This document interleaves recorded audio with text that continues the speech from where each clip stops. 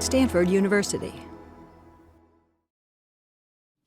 Welcome to everybody in the audience, and welcome to those of you joining us by webcast.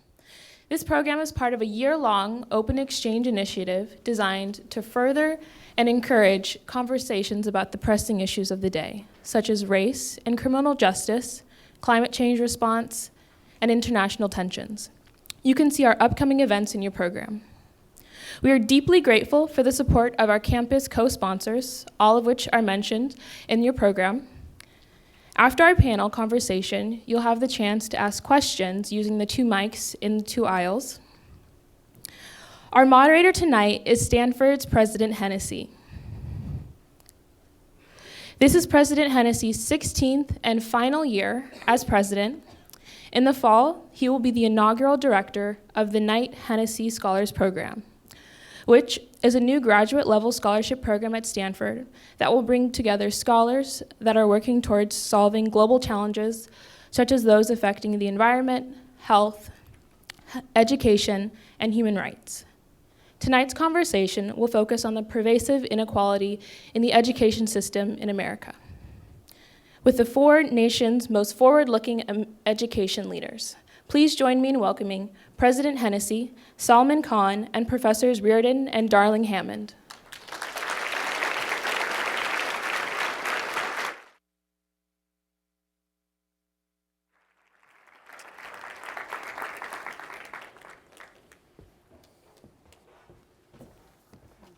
Okay, there we go, Linda. Thank you, Nawali, and thank you all for joining us tonight. Tonight we're talking about a critical issue for our country, and in fact for many countries around the world, but one particularly acute in our country. The U.S. educational system, quite simply, is in a crisis. It's been in a crisis for a long time. For too many of our students, we are failing to provide the critical foundation that they need to succeed in the world. That failure is particularly acute when we talk about communities that are traditionally disadvantaged. Such a failure in equality in something as fundamental as education is simply unforgivable in our country.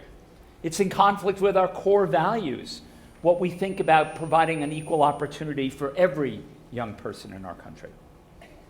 It also conflicts deeply with this American notion that the American dream delivers opportunity for people who are willing to work hard and who have merit. If the educational system creates inequality from the beginning, that inequality will go through our entire society. I believe the university can play a role through its research and, of course, through the education of future leaders around our country in trying to remedy this problem. But I don't think it's going to be easy. I think this is a very difficult problem.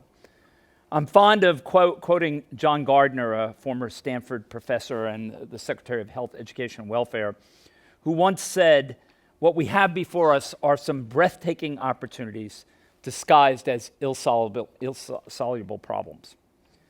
And this is an extremely difficult problem, but one that we have to tackle for the future of our young people. Tonight, we're going to take a look both at the nature of the problem and what we might do as a nation to try to correct it. Why is the achievement gap so big?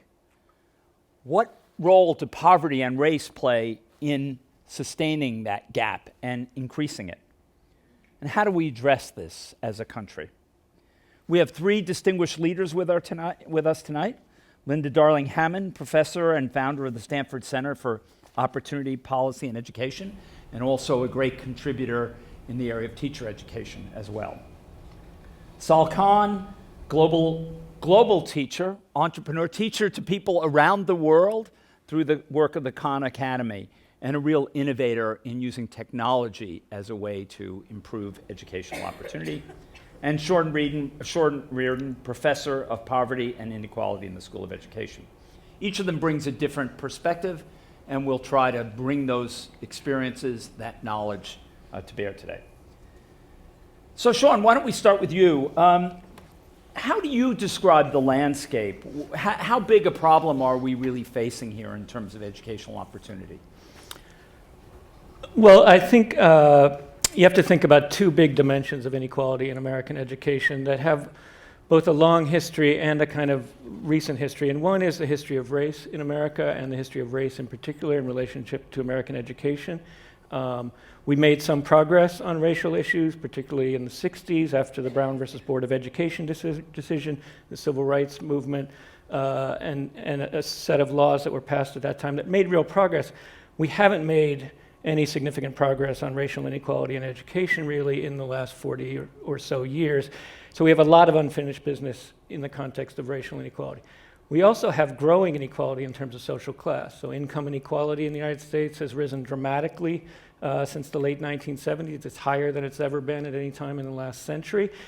And those two forces combined, the racial inequality and the socioeconomic inequality, combine in kids' lives and in families' lives to create really segregated communities and therefore really segregated schools. And so poor children and minority children often are not just growing up in poor families, but they're growing up in really poor communities, and they're attending schools with lots of other poor children. It's very hard to create lots of high-quality schools at scale in conditions of concentrated poverty.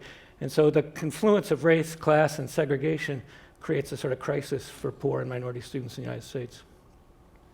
Linda, you've done a lot of work in this area. What do you see as the key problems? What are we missing here? What are the foundations going on here?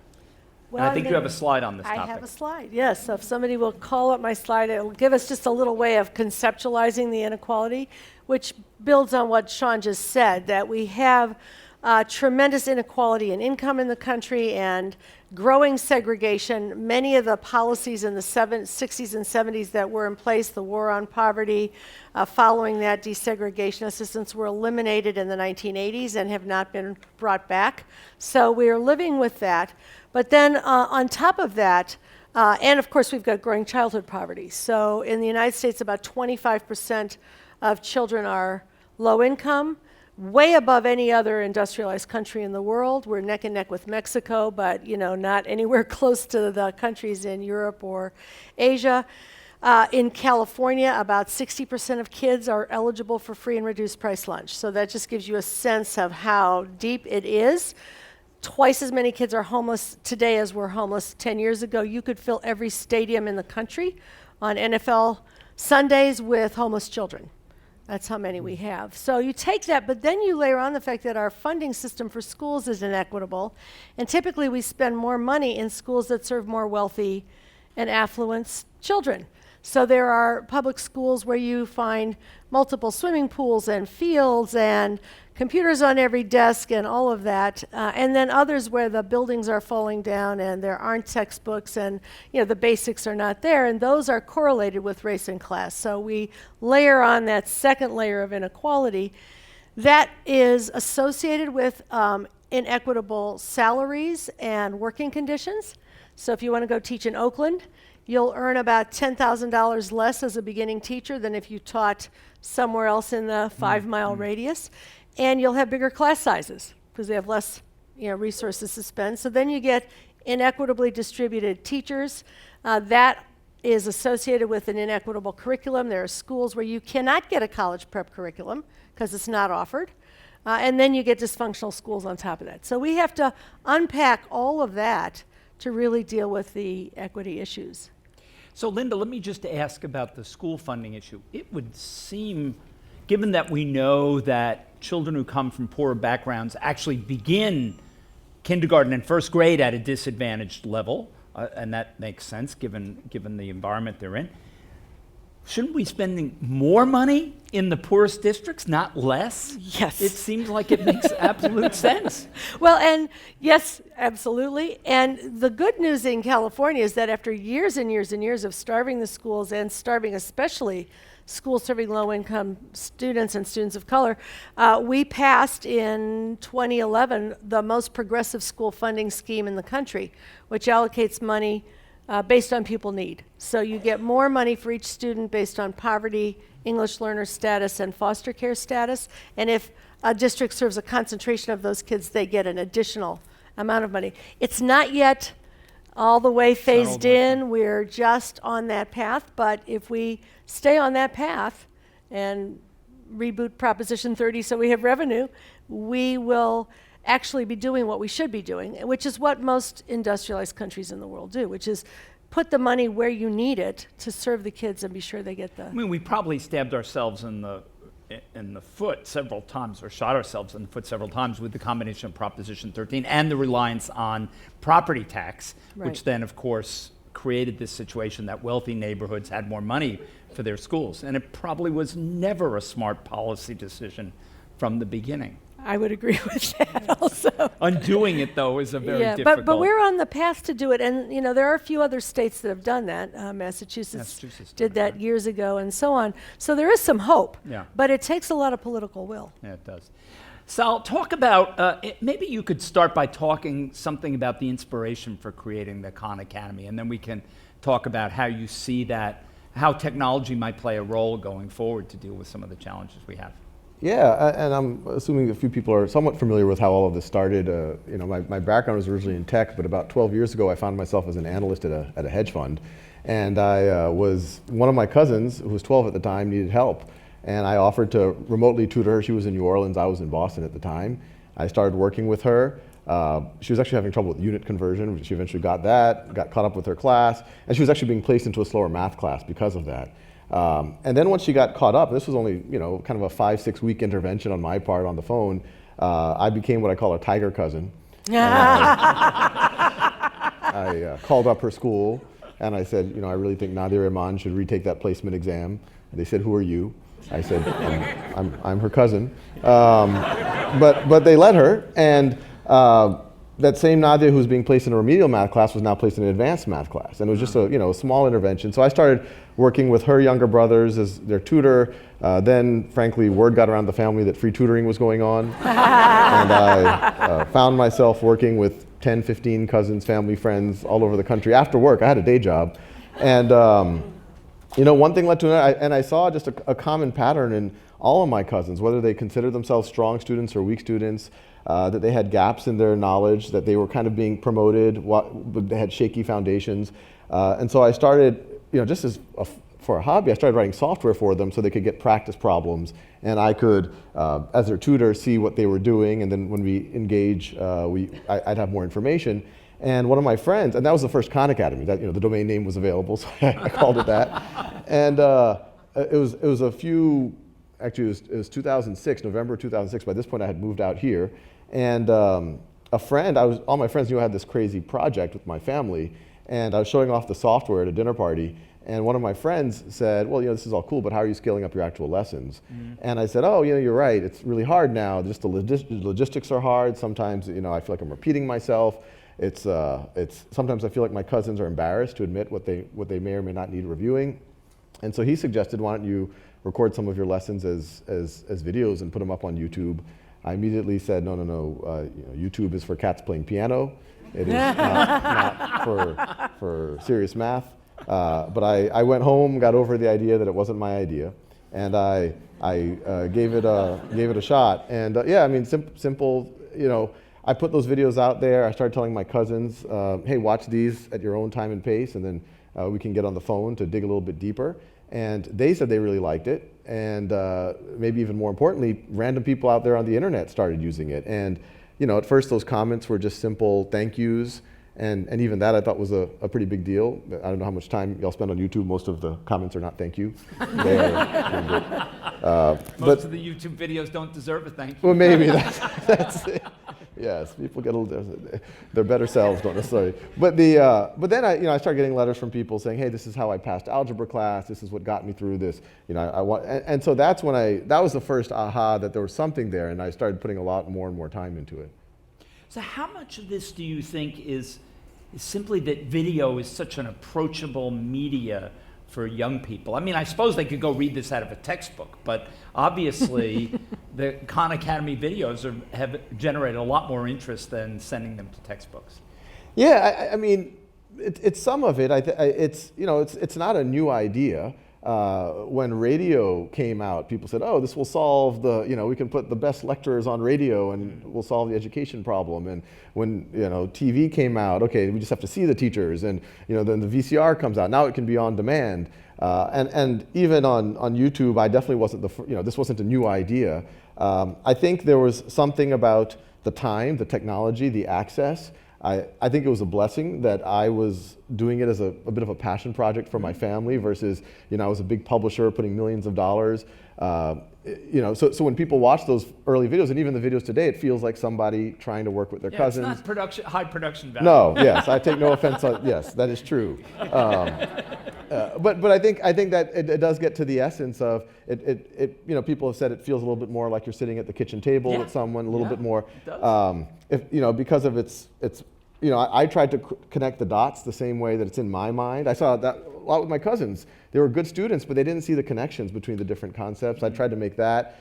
YouTube enforced this 10-minute limit on me in the early days, which was great. And now we realize that maybe even closer to 3 or 4 minutes, if you can, is even a better time frame. And you just make it comprehensive, and it just allows a lot of students who, I think we've all felt it, where you're sitting we've all kind of hit a wall in some class or another. For some it might be algebra, for some it might be biochemistry, for some it might be quantum physics, but at some point you're like, I don't quite get what's happening here. And partially you might not understand that concept, but it's more likely to be some fundamental concepts. Your algebra wasn't that strong, or your introductory biology wasn't that strong. And so this gave students a very non-judgmental way to go back and review. And obviously since then we've been doing much more than just video. But the idea is a lot of students, some of them just need help immediately, and there's a lot of need for that. And then some are trying to reach longer goals, and this is the easiest way for them to access that. So total number of views of Khan Academy videos? Oh, total video views? Yeah. I think it's approaching 900 million right now. 900 million. That's pretty good. It's a lot of students. That's a lot of math. That's a lot. Well, much more than math now. But I know. yes. It's about So 60%. Sean and Linda, you both touched on this issue of poverty. And Linda, you mentioned, one of the issues is the U.S. has much higher poverty. I think as I recall, somebody did a study of global data and showed poor children underperform everywhere compared to children that come from wealthier backgrounds. But the U.S. is saddled with a much larger poverty rate among young people. What do we bring to bear on that problem? How do we attack the problem in the educational context? Because I think if we have to wait till we fix the poverty problem, it's going to take a very long time to. Depends on who we get as president. I guess that's probably.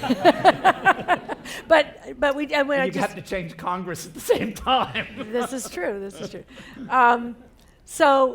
We do have to attack that problem, but there are things you can do in the educational context. And one of the things we can do is, it's a combination, and Sean already mentioned this, of housing policies as well as others. Having this concentration is part of the problem.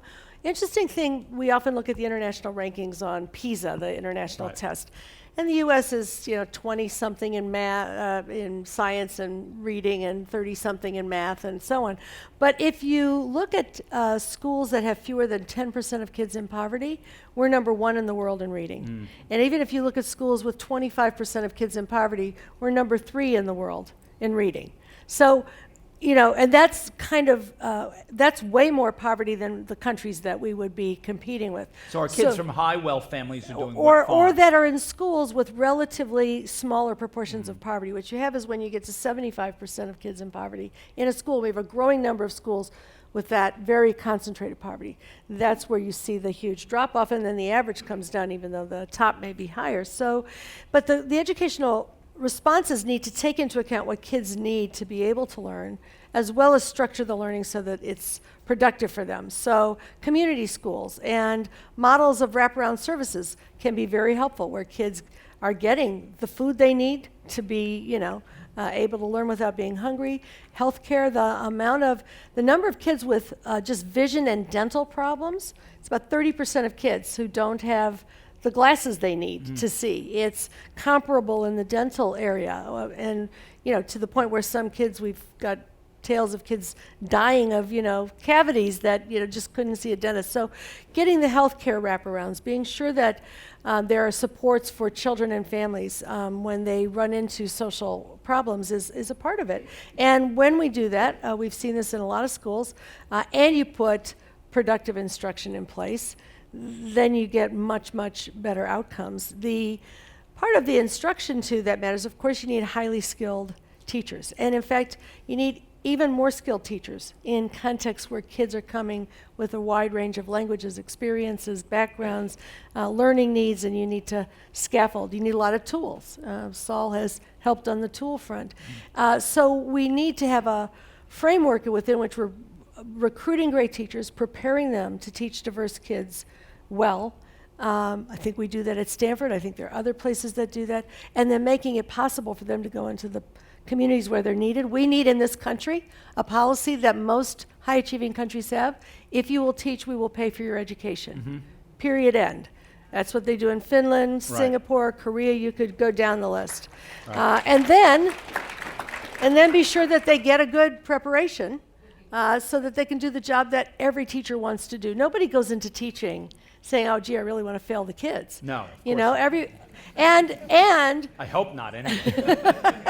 They're not there for the money. They're not there for the money, so.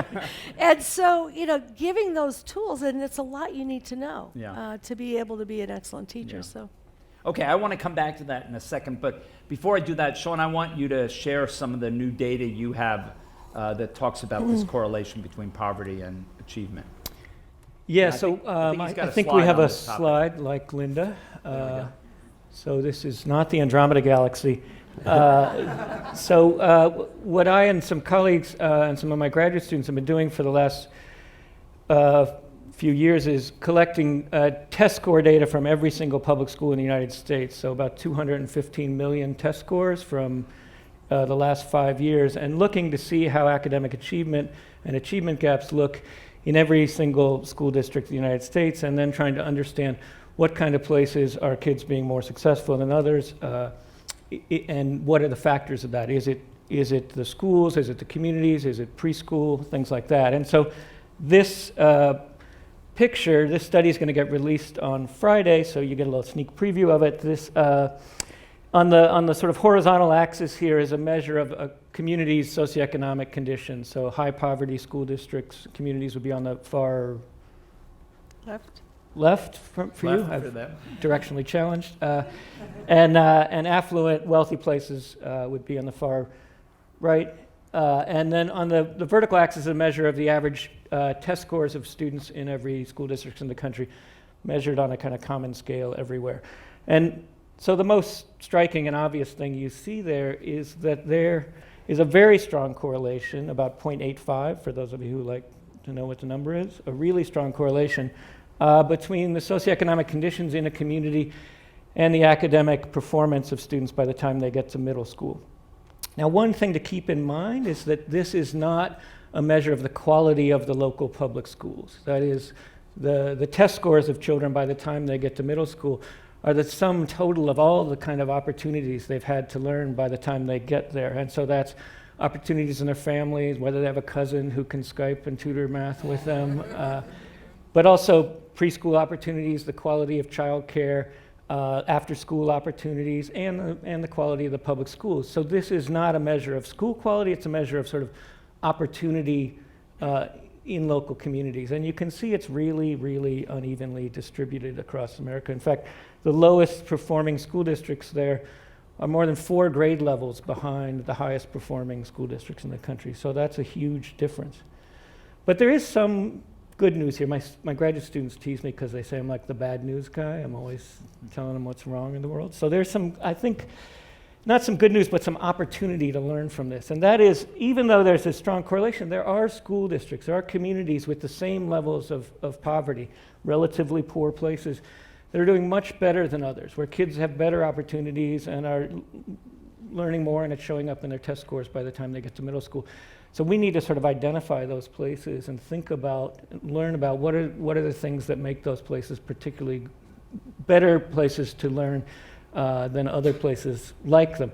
That's not to say we can solve it just by sort of place-based policies. I mean, there really are nowhere with lots and lots of poor kids where we have are figured out how to solve this problem at scale. And so if you think there must be some break-the-mold sort of school district out there that has getting sort of Palo Alto level results in sort of Newark-style conditions, there is no such place, and we don't know how to do that. And it's not clear there is a way to do that. I think we really need to think hard about the concentration of poverty in the United States.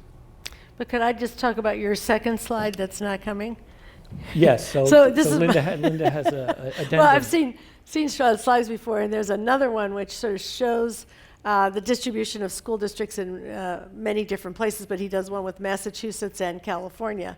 And almost all the Massachusetts districts are above the line, and almost all the California districts, after 30 years of starving the schools, are below the line.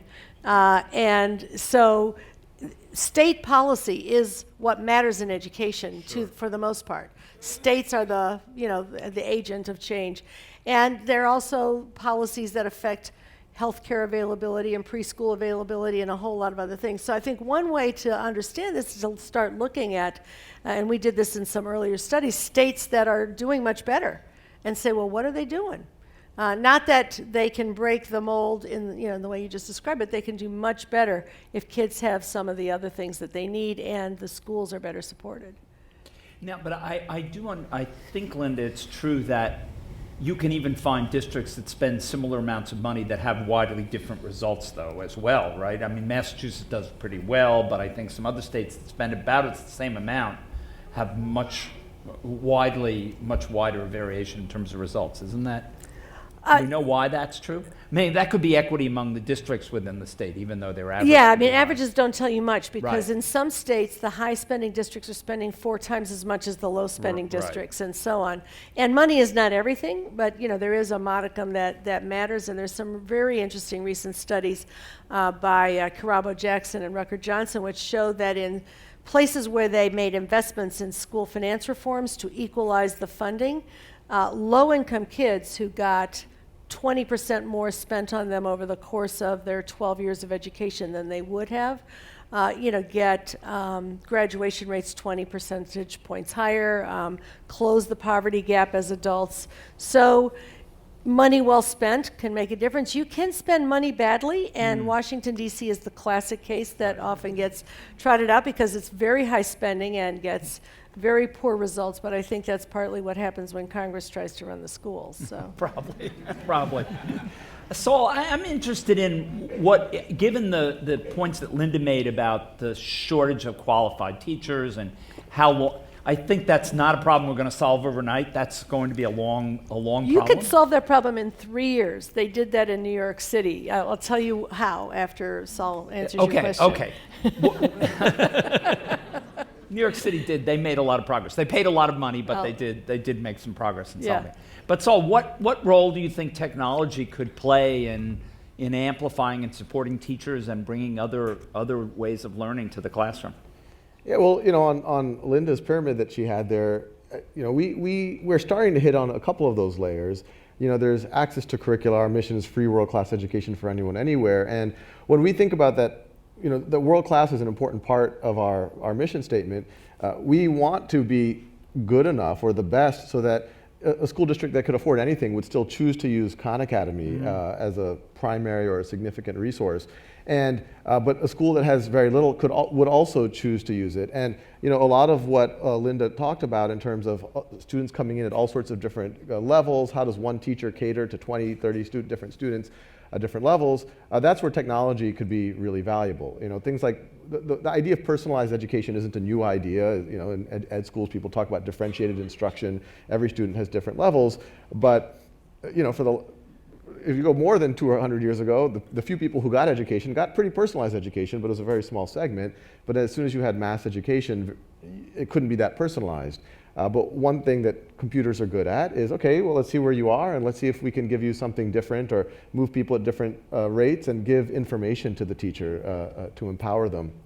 Another thing is, a lot of people associate us as students use it, but a lot of teachers use us. Right.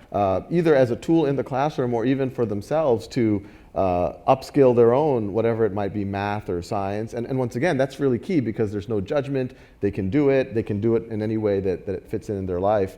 We did there was a group of Stanford students who last year offered to do kind of a consulting project for us. And we said, yeah, we want to start measuring impact. And why don't you do a survey at Stanford and some other peer universities and just ask the question, has Khan Academy had a meaningful impact on your education?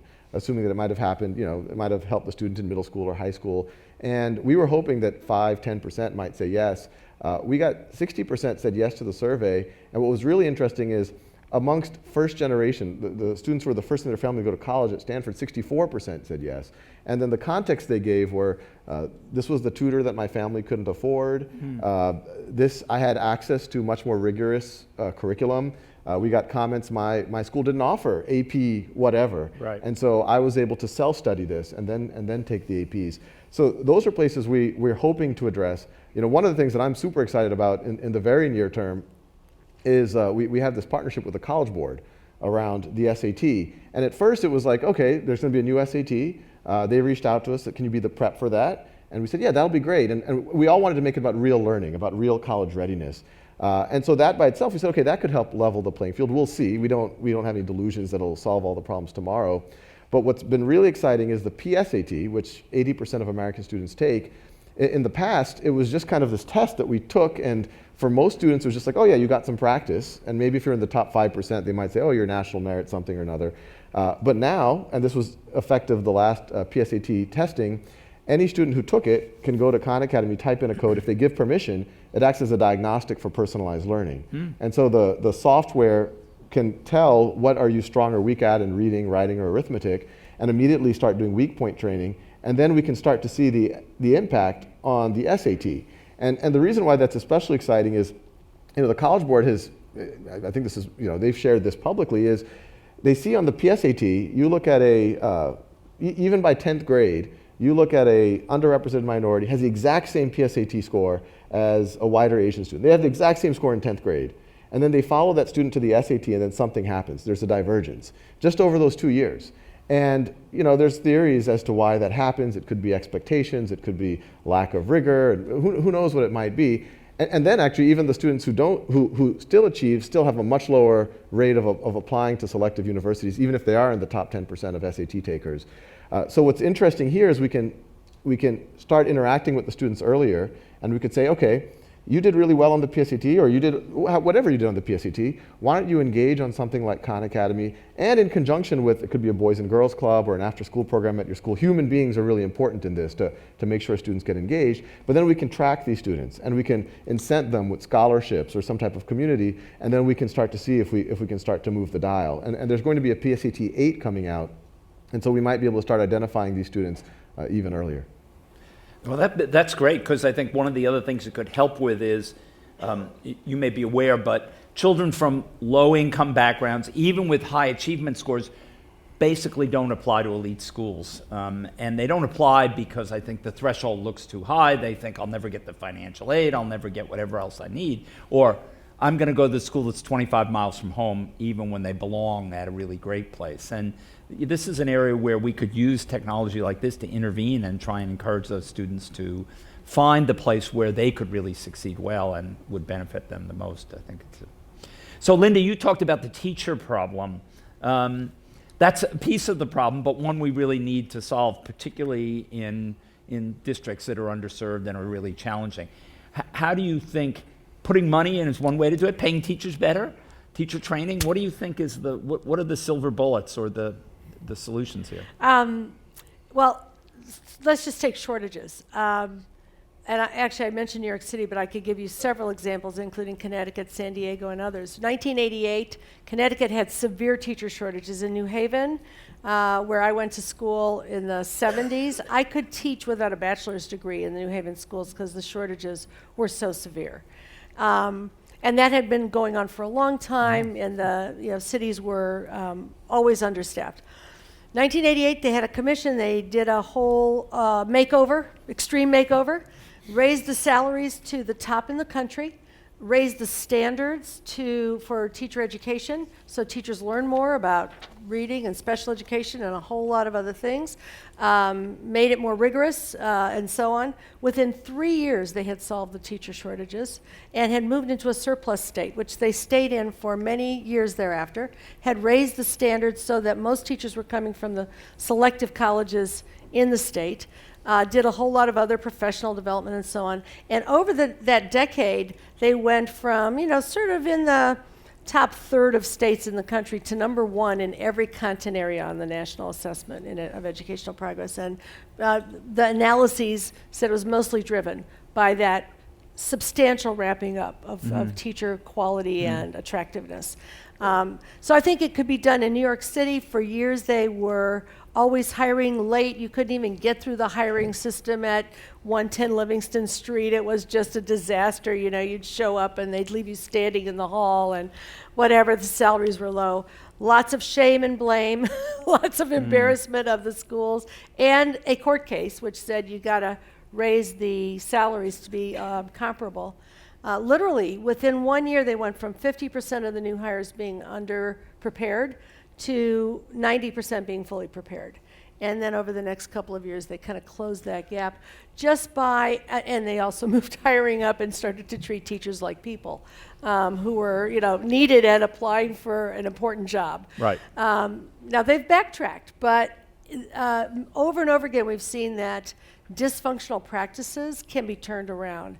And this is not an area where it would take, decades to simply, pay teachers what they're worth, raise the standards so you get good teachers for those salaries. And by the way, when people are better prepared, they stay in longer. Surely. So then you have less of the turnover. I mean, could we ever aspire to be a country like Finland or Iceland where teachers are paid comparable to other professions and treated like professionals? I mean, we have this we are strange the richest problem. frigging country I know. in the world. I know.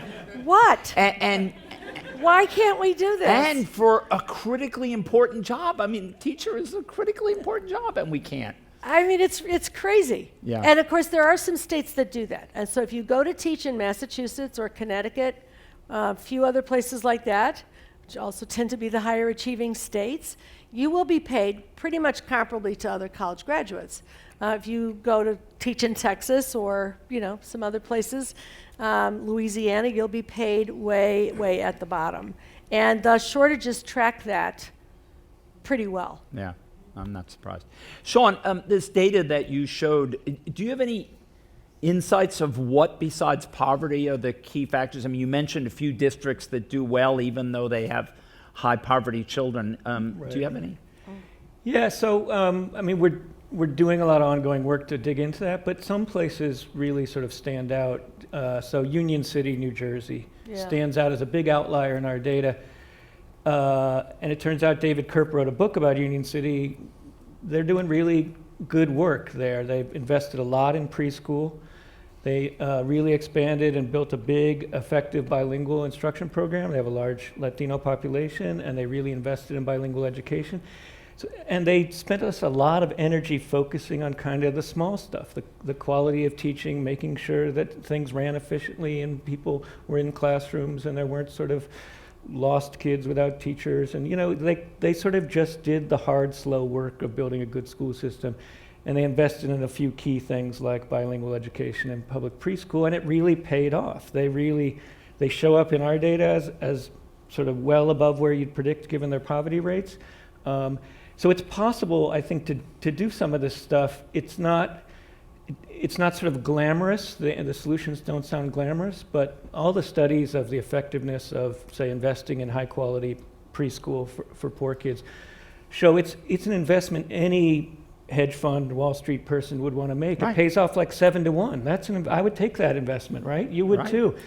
Why don't we do that as a country? Yeah, so why don't we do that? It's a political I think will the data issue, actually shows that investing in preschool is repaid in income taxes that individual will pay by a factor of 5 or so. Yeah. So why don't we do this? It seems like easy. And the mayor in New York City has struggled to do it even at a moderate scale, I think. And they're actually getting really strong, early results, Right. which you just see in, kids not being identified for special education and, just being able to start kindergarten with the vocabulary gap, reduced and things like that. So it is, it's an obvious one. Yeah, it is an obvious one. It is an Political will. I mean, I'm not a political scientist, so we have to go talk to those guys about how to create political will, but when we know the answer, when it's a good investment, when all the economists tell you they would do it, then it's like a good investment, right? When it just sort of makes common sense, why not make sure kids get to school as ready to learn as possible rather than try to have the K-12 system fix a problem that didn't need to be there in the first place? It makes an enormous amount of sense from sort of every angle you look at it, except we don't do it at the scale we're capable of doing. When I was in Finland, I helped lead a congressional delegation to Finland, and we went to meet with people in the Congress, and the two people who were the heads of the two houses of the Congress met with us, and they described this amazing system. And then somebody asked the question, well, how did you get all that done? Because they have an amazing preschool system and parental leave and all kinds of supports. And these two women who were representing the two houses of Congress said that Finland has a law which requires proportional representation of women in the legislature. And they said the women did it. That's another strategy. Yeah, well, something to be said for that. So, so if we think about this issue of inequality and the school system not actually closing the gap, but actually possibly making it larger. Yeah. It seems it's such a crucial problem. You would want to solve it, and yet it doesn't get talked about on the national press very much. I mean, certainly your paper will be coming out, it'll get some attention, but despite that and the growing inequality issues that I think most Americans are concerned about, it begins in school. Yeah. And so why isn't it a topic of more conversation? Is it simply because the people that have the money don't want to talk about it, or are there other issues you think? It's interesting. It's not a big topic in this presidential in the race. election. And it's frequently not been. There are a lot of topics that are important that are not being discussed in the current presidential. We could make a very long list if we chose to do so.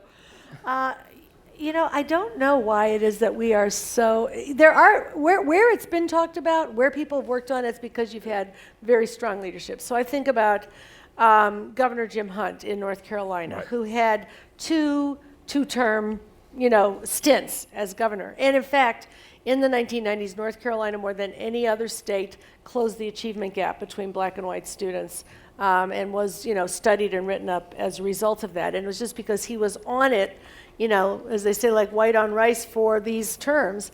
And they did all of the things we've talked about. They put in place, Smart Start and preschool, and they raised teacher salaries, and they improved teacher education, and they put in place new principal training programs so that you would have good leaders for the schools, and all of the things that you could think of to help kids come to school ready to learn and schools ready to receive them.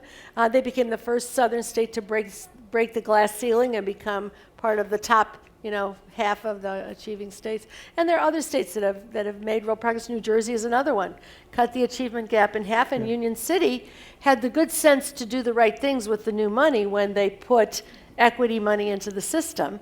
So you need both. You need the kind of thinking about what to do with the resources, and then in New Jersey, it was Christy Todd Whitman, Republican governor, who finally bit the bullet and put the money in that lawsuits had been asking for to equalize school funding. It's a local issue, though. It's very much a state issue, and maybe that's why we don't see a lot of national leadership. It wasn't since Lyndon Baines Johnson, who was really the president who did the most for education. Right. I was marching against the war, so that's all I knew about him at the time. We all were. Right. But later I realized that, he was good on domestic policy. He was very good on failing education great on foreign policy, policy, yeah, right. but on domestic But policy. he, the Elementary and Secondary Education Act, the Education for All Medicare. Handicapped Children Act, and he was a high school teacher, trained at That's Southwest right. Texas That's Teachers right. College, had taught on the border. Most of his students were Mexican American or Mexican, right on a border town. And when he signed bills, he talked about the kids that he had taught, that he was signing these bills for. So maybe we need a teacher to run for president. I'm not sure. I don't think we have any right now, but we could use one. We could use one, right? So, Sean, when you look at this data, as you said, your students called you Mr. Depressing or something to that effect. Do you see a glimmer of hope, or do you see something that we really could do? I mean, I think it's good to have some optimism about how we could solve the problem. Yeah, I think there are things we can do. I mean, one thing I just think having good information and good data can help us be strategic about how to invest, learn about what things work. And, you know, I think all of us who sort of do research believe that knowledge is going to make the world better in some way. And so I am hopeful in that sense, right? That the more we know about the problem and the dimensions of the problem and the root causes and the possible solutions, the better off we're going to be. I also think there actually is a lot more focus on inequality in the last 5 years than at any time in the last 30, probably.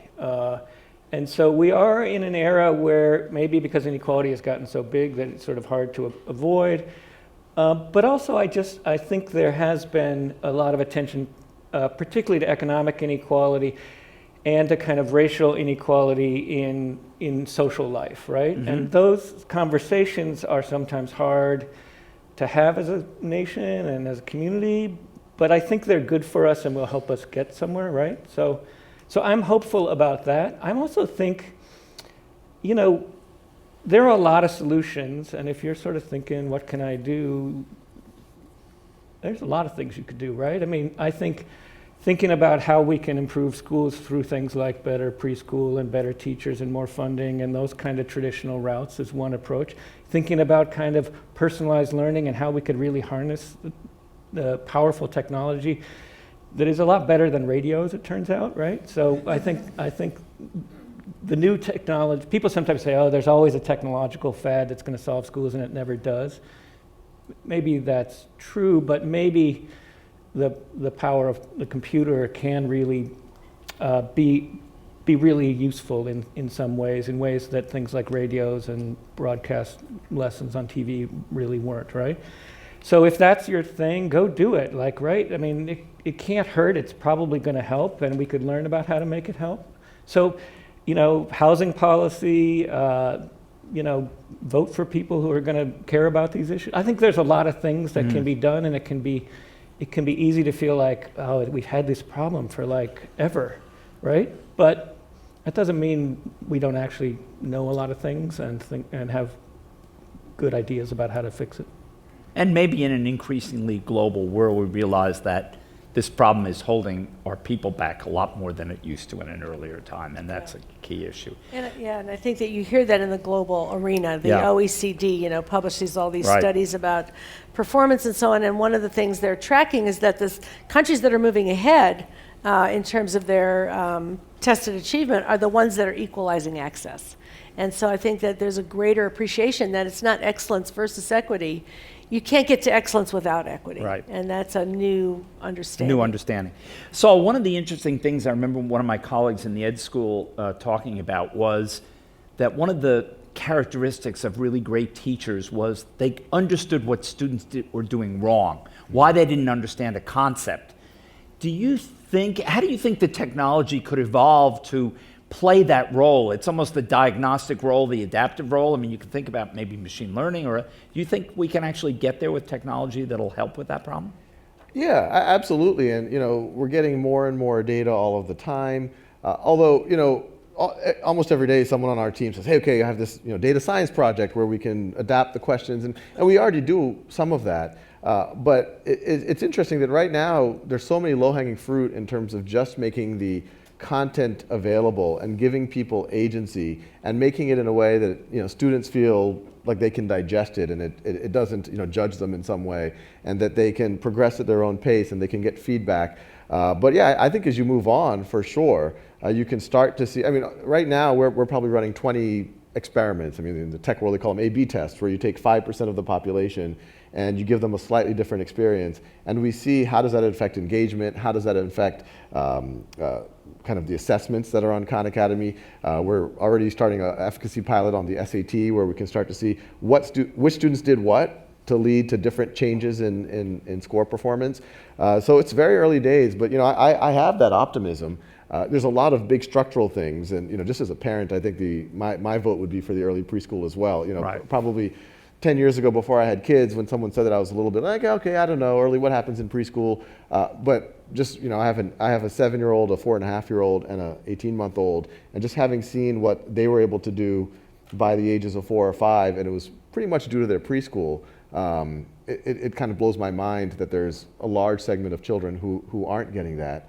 But then above and beyond that, I think there's a lot we can do. The access question is already moving quite well, where in most of the middle income world, a student who is ready to pull the knowledge at least can access it now. And we have some issues with access and internet and all of that. We're going to get there with the developing world.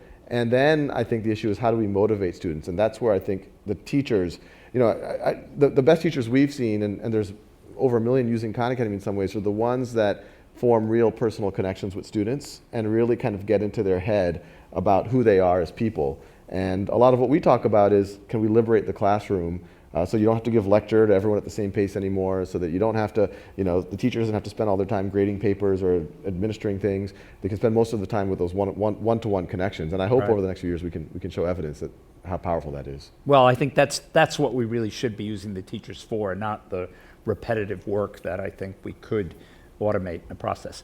So one of the things that I think may be an inhibitor around political will is that I suspect many Americans will point to the failed experiments to improve schools, even though more money was, the Washington, D.C. example, more money was invested, and yet the results are the same as they were before.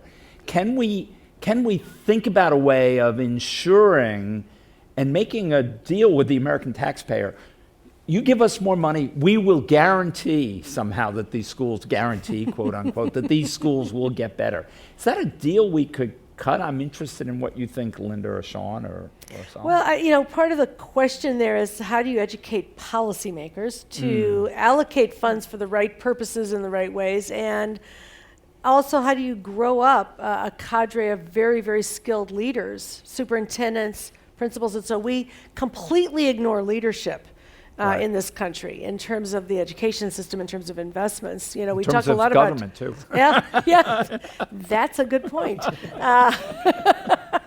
So, that's part of it, is because you want people who are enlightened and thoughtful about, okay, when this money comes in, how am I going to really improve the experiences that kids have, and put the right kind of tools in the hands of teachers, the right kind of skills, et cetera. And we do very, very little about that, and I think that is a big part of where we have seen real progress in some of the states that I mentioned and so on. It's been because they've really thought about not only that they're going to raise more money, but where they're going to spend it, how they're going to spend it, and how they're going to train up the leaders to make good decisions about that. Kansas City is another place where you could point to for bad uses of money. Lots of money went in because of a court case.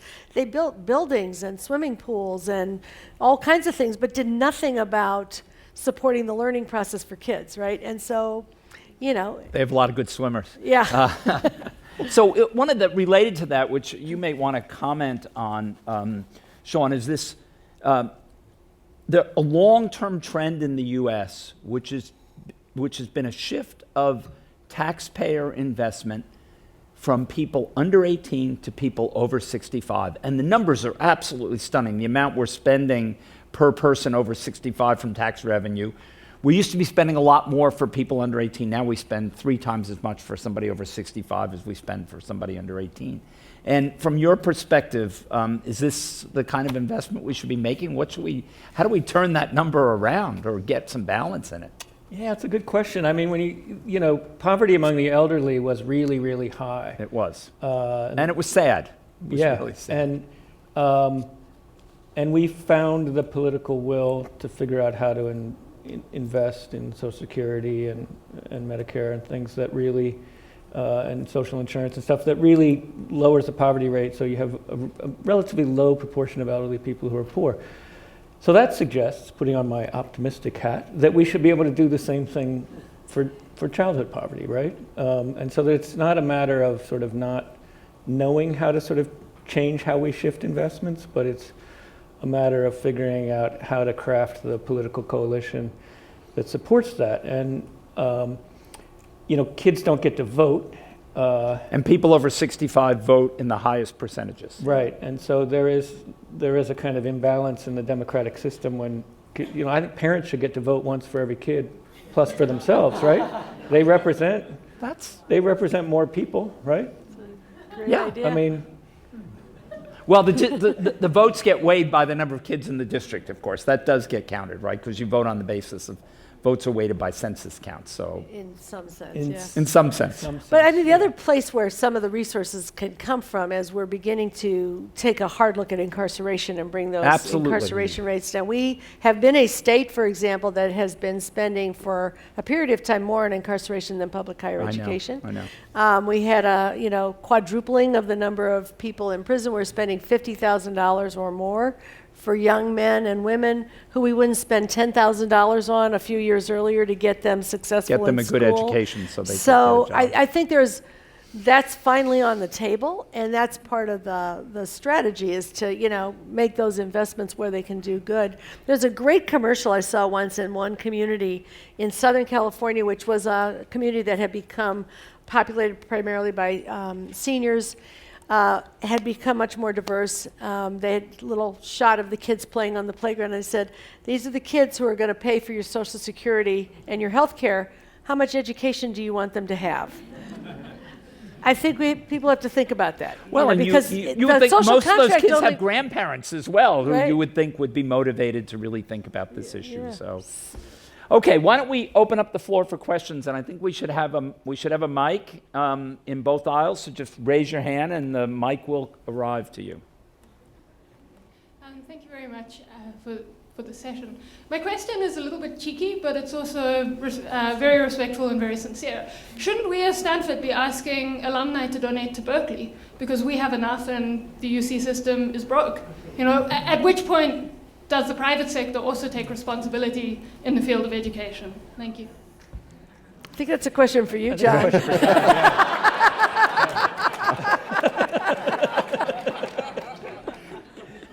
I don't think they'd believe it's a good investment of their money. No, I don't. I think it's an interesting question. Here's the thing I would say. I think the private institutions do have a moral obligation to try to expand the number of students they have and not leave that all to the public institutions, which was what we've done for a long time, because the public institutions are not getting the revenue that they need to do it. So we have an obligation, and I think we should try to do it, to try to provide more opportunities for young people. Somebody had a question over here? In the abstract and also in your introduction, you mentioned two factors, poverty and race, but I don't think I heard race being mentioned specifically in all of the discussion of what that... So Sean has data exactly on the race versus poverty issue, I think. And then related to that, does family structure play an important role of two-parent families versus single-parent families, or what role, if you regress on that, does that play? So on the race issue, so over the last 40 years or so, the achievement gap between high and low income students has grown by about 40%, and the racial achievement gaps have declined a little bit, actually. So the achievement gap between high and low income kids is a lot bigger now than the racial achievement gap. But that's not to say the racial achievement gap isn't still huge. In our data and in all the other national data, the achievement gap between the average black and the average white students is the equivalent of about 2 grade levels of achievement. That's very high. If I showed you this picture, that isn't there anymore, but if I sort of showed you the school districts There it is. where all the majority of white students go to schools in the United States, it's sort of in the middle and upper right of the picture. the majority of black students and Hispanic students go to schools that are sort of in the lower left part of this picture. And so there's the segregation, both, and the inequality by social class is a big contributor to those racial disparities, but it's not the only thing. So even when you look at school districts and communities where you have black and white families who have roughly equal income and parents have equal levels of education and the same number of two-parent families and all of that, you still on average see a racial achievement gap. And part of that is because black families live in worse neighborhoods, even in the same city, than equal income white families. So racial segregation leads to unequal neighborhoods and therefore sort of unequal schools. But also, there's a lot of evidence that there are sort of subtle and often not so subtle processes inside of schools that really don't allow minority students the same opportunities that white students have. And I don't think it'd be great if we eliminated the economic gaps between whites and blacks in the United States. That'd be huge progress and we would all applaud, but it's not clear that alone would get us all the way to racial equality. There's a lot of kind of the interpersonal work and the kind of other structural forces that are still at play and unfortunately alive and well in America. So we have a lot of work to do on the race piece, and I don't mean by just showing this picture to sort of imply that we've checked off the race problem and let's move on to the economic problem. On the family structure thing, it's a mild predictor. It's nowhere near the magnitude of these other things. It's not the big story. And if you look at Raj Chetty's data, which looks at economic outcome over a long period of time, while family structure is a force, segregation is a giant force, school quality is a giant force, community and the ability of the community to provide alternative support structures for young people all become big factors in terms of how well people do. And it's incredibly disparate across cities in the United States. Completely different outcomes for kids born into the same socioeconomic status in two different cities can have very different outcomes depending on the schools and segregation and all these other factors. Well, So just think about kids in East Palo Alto, where we've worked with your help for many, many years. A lot of families don't have internet access. They don't have computers. Right. If you go to the library, most of the library stuff has been evaporating also. You have to sign up to use the computer for 15 minutes because there's a line of people who need to use the computer to look for a job or whatever it is. That's how you're supposed to get your assignments done and so on. Right. So all those other pieces, just pile on to the inequality. Yeah. Okay, let's get some.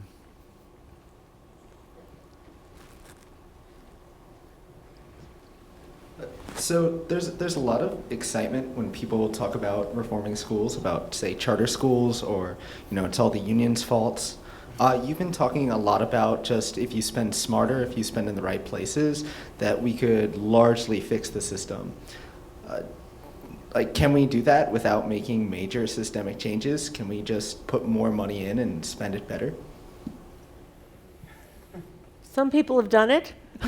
I mentioned some of the places where that's happened and with substantial outcomes.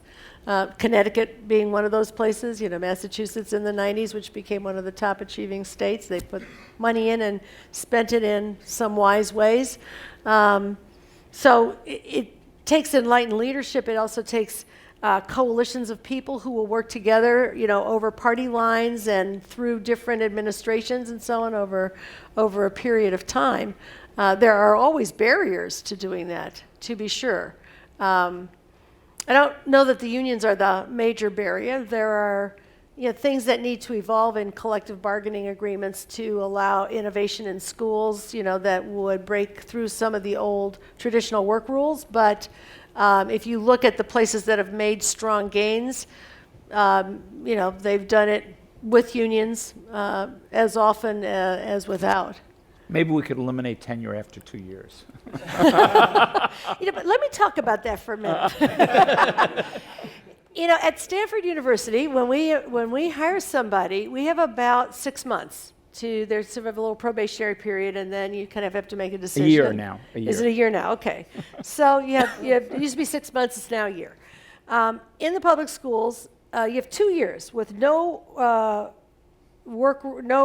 rights for the teacher to take a look at a teacher, see if they're competent, and you can let them go immediately. So that's twice as long as you have at Stanford University to make a judgment about whether somebody's competent. And if you can't tell an incompetent teacher, frankly, within about 6 weeks, then you're an incompetent administrator. So the issue is Well, but that incompetent administrator was once an incompetent teacher, probably. That could be true. That could be true. I think, whenever it's not, I don't think the issue is when do you do tenure decisions. Yes. You could do them at 2 years, you could do them at 1 year, you Right. could do them at 3 years. We essentially do it at 1 year here. We do it at 2 years in the state law, it could be 3 years. The question is, do you have a good evaluation system in place Right. and a good Right. mentoring system?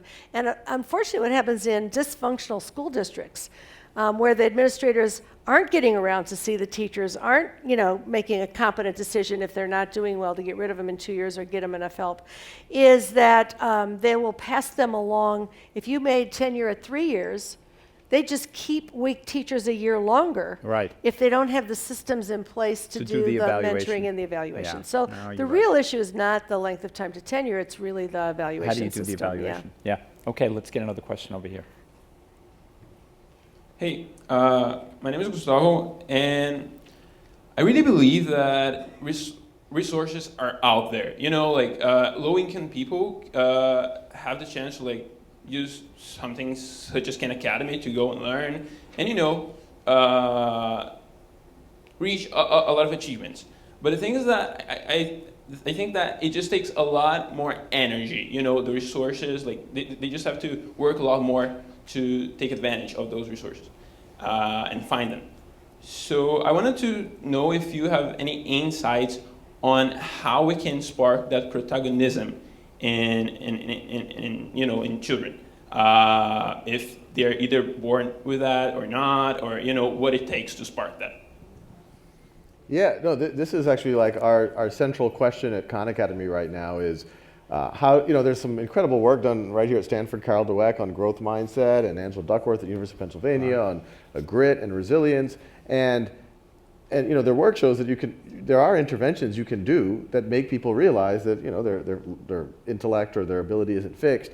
And we've actually even done some collaborations with them where we've done these mini interventions with students and sometimes with teachers. And we've seen, with 50,000 students, within a day, you see 5%, 10% more engagement. And those were these really quick little interventions. So that's actually one of our core areas of focus. And part of it is, can we make the system itself more engaging? Can we tie it? What I talked about, this PSAT, SAT, Khan Academy loop, and the PSAT could start as early as 8th grade. This could be a very powerful, a lot of these students don't realize the connection between that work that they could do on a Khan Academy or some other resource today and the implications that it could save them a year when they get to community college. It could save them they might not have to take a remedial class when they get to college, or they'll get to a better college, or they'll get a scholarship or whatever, a job. So if we can tie those dots a little bit closer. One project that I'm really excited about that you're going to start seeing on Khan, and this should be relevant to a lot of the students here as well, is we want to do a whole career portal. A lot of us in the room, we had a friend or a classmate or a classmate's parent or somebody who's like, oh, wow, that's an interesting career. Maybe I could pursue that. Okay, what do I need to do to pursue that? Or, okay, if I go to Stanford, then, okay, those recruiters are there and I can plug into that. And so we're going to try to do a kind of interviews with people, but really talk about what their stresses are, how hard it is to get where they got, how much they make, in as many career tracks as possible, some that require college education or graduate education, and some that don't, so that students, you can't be what you don't see. And so more students are going to have access to that. We're partnering with the Boys and Girls Club and other after-school programs. We just have Chicago Public Schools, which is, most people, it has all sorts of problems with it, dysfunctional in a lot of ways, but we just culminated a challenge with them. It's called LearnStorm, where we got roughly 10% of the 3rd through 12th grade students in Chicago to engage on Khan Academy, and then we rewarded them for things like grit and perseverance, because we can see that in the data. There was no way to measure that before. How do you see that, what someone does in their bedroom in terms of do they stick with a question after they get it wrong? But now we can measure that. And so the more that we can, even David Coleman, the head of the College Board, we've had some interesting conversations about what could the future of the SAT be. There might always be a piece that measures, okay, can you solve this type of a math problem or reading comprehension? But maybe even more important, could we measure at least a proxy for resilience, which in a lot of ways will correlate much more with success than whether you can factor a polynomial. So we haven't talked a lot about higher education, but one of the interesting factors is that grit resilience turns out to be a big factor for low-income kids surviving in college. And they have higher dropout rates and higher non-completion rates. But if you can measure it and really build it, it would be great. Okay, let's take another question. This is a question from someone online. Oh, an online question. At what point should we hold school districts and teacher unions accountable for running the schools more efficiently? Well, I guess if efficient means achieving better outcomes, I don't think it means necessarily cutting the budget, but achieving better outcomes without spending more money, that's a good question. Thoughts?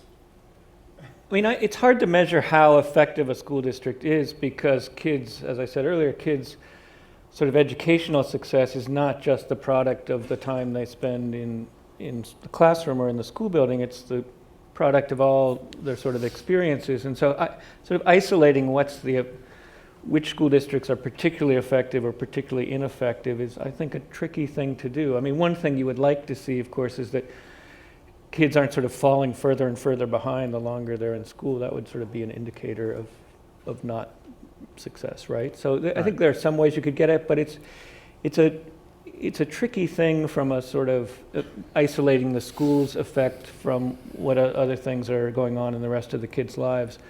So I don't think we have the tools yet to do that well. We're embarking on a new path around that, and we've just come out of the No Child Left Behind era, which was left behind in December of 2015. And we had many years of trying to hold districts accountable and schools accountable based on test scores and targets and sanctions if you didn't meet the targets for all of the different groups of kids in the school and so on. And that, was much less successful than hoped for. The good idea of trying to focus on everybody's learning was a good idea, but the methods were problematic, and on PISA, we went down in math, science, and reading during that period of time. It didn't produce the outcomes. But now there's a new law that will ask states to develop accountability systems using multiple measures. So they have to look at how are we doing on graduation rates? How are we doing not only in English and math, but on English learner proficiency gains? What are we doing about reducing suspensions or expulsions or exclusions of kids from school and other things? So California and other states are trying to figure out how to look at more things, how to be accountable for many of the things that might matter in the long run, how to create continuous improvement systems for districts and schools, because every year they have to set new goals, look at their data, figure out how to redesign the money and where it's going. So budgeting is now tied in with the accountability process. It's an interesting frame of reference. Much of it we can thank our good friend Mike Hurst for, who is the chair of the state board and a longtime Stanford professor, and others who've been working with him. I think we'll see, but it's better grounded in what we know about how organizations operate, learn and change, and can become more effective than what we were doing before. So Linda, is there any merit to this idea that's been proposed by some people? If you take the really worst performing schools out of the mix, you actually get a significant improvement in overall accomplishment. Could you really, now I'm not trying to grade every school, I'm trying to find the 10% of the schools that are really a problem. Right. Could you find a way of doing that and really go after that problem? I think so. And I think that, and that's actually one of the things that's expected in the new laws, that you'll identify schools that are doing poorly in various areas. Unlike the old law, which basically said you identify schools that are not succeeding and you tell them they have to do it. Right. This one actually says you have to look at the resources available, you have to equalize them if necessary, you have to have a diagnostic of all the parts of the school and what it's doing well, what it's doing badly, bring expertise in, bring learning opportunities. So there are very interesting things going on. In Shanghai, they pair low-performing schools and high-performing schools. They have some of the teachers and others from the high-performing schools go into the low-performing schools and work there for a while. The other ones go here and learn what the practices are. They have a contract. Some of the districts in California are doing that now as part of their accountability and getting very interesting results. So I think it's possible to, as long as you're not saying we're going to starve you and stomp on you as our strategy, Right. I think it is possible. That backfires, right? Yeah, that didn't work so well. No. All right, I think we can take a couple more questions before. Where are our mics? One's over here. Okay, there we go. Thanks for coming. I had a quick question for Salman Khan. Dr. Hennessy, President Hennessy, you talked about how can we trust a system, guarantee success if we just invest more public money. I'm more curious about how do we trust the private industry? What are you doing with this data that we're getting? We're amassing terabytes and terabytes of data. How do we know that companies and private organizations that are VC funded aren't hoarding this data, black box systems where we don't actually know what kind of things? So if you could talk a little bit about what you're doing with your data, who you're sharing with it, and what goals you have in mind for that, I think that'd be really valuable. Yeah, no, excellent question. And I mean, even in the early days in 2009, when I was kind of setting up Khan Academy as a formal organization, and it was, at least relative to now, a fairly small organization then, it was pretty clear that the data could be very valuable in terms of helping students, in terms of either personalizing for them or for seeing what resources are effective or not. But it could also be misused, if you somehow used to market to the students or to kind of put them into buckets in kind of non-constructive ways. That was one of the main reasons why we set up as a not-for-profit organization. So every resource we have is in service of our mission, and a big part of being not-for-profit isn't enough. You also have to make sure that you establish trust with your users, otherwise they frankly shouldn't use you. And so we don't share the data with anyone. You go to Khan Academy, you will see 0 ads, 0 marketing. That is not part of somehow how we see ourselves funding ourselves, and that will always be the case. And yeah, it's all in conversations with the College Board. Even there, it has to be student permission. They have to be well aware of what it's going to be. But then we have a responsibility on our side that the data has to be in service of the student. It has to be about personalizing it for them, or it has to be about improving the resources or testing the efficacy of the system. But yeah, I think the legislation is behind the reality of where things are right now. So there is a bit of this boom in ed tech, and I have the same concern as you do about how is some of that data eventually going to get used. It's very easy when you come out the gate to have kind of an altruistic broader mission we want to, but when the funding starts to dry up, when you have to pay the rent in a certain way, and your bottom line is profit, it might make people make some strange decisions. Yeah, probably right. Okay, one last question, and then we'll let everybody. We're over time already. Hi, thanks for a great night. Anytime you have an effective technology, if it's not equally accessible to everyone, you can actually create a bigger achievement gap. So in other words, if all your middle income and upper income kids are using Khan Academy, the achievement gap will widen. So do you know what % of the users on the Khan Academy are low income kids, and how are you trying to make sure that continues to narrow? Yeah, what we've seen is interesting. Before the partnership with the College Board, we could intuit a little bit by trying to figure out what zip codes people are coming from and things like that. But we actually didn't know. We didn't have a lot of information. Just anecdotally, we did see that we had higher penetration in places like the Bay Area, on the coasts, and but when we ran this LearnStorm pilot in the Bay Area last year, where we had about 80,000 students in the Bay Area participate. 50% of those students came from majority free and reduced lunch schools. The large district that had the most grit and had the most engagement was actually Oakland.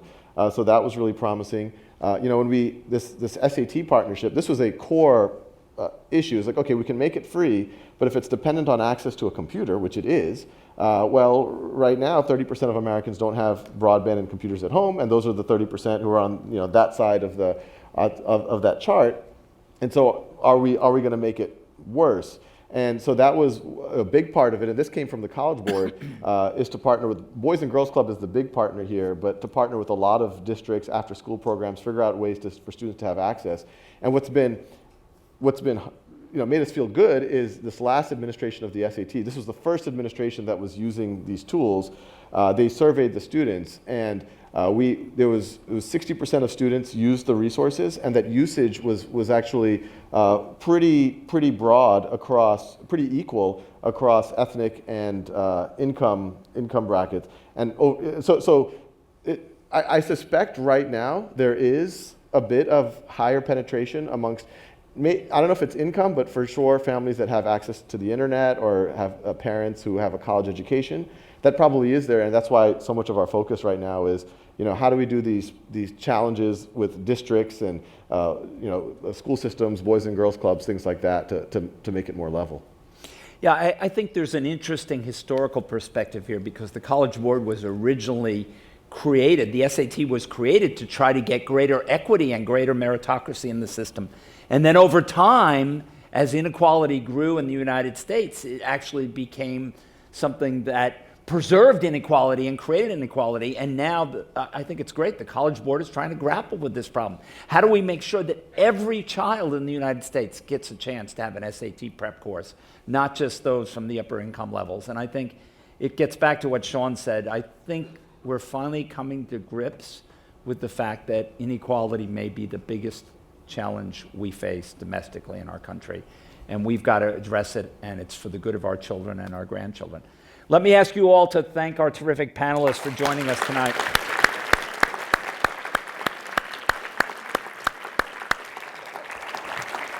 We're sorry we went over, but we hope you found it worthwhile. So thank you all. For more, please visit us at stanford.edu.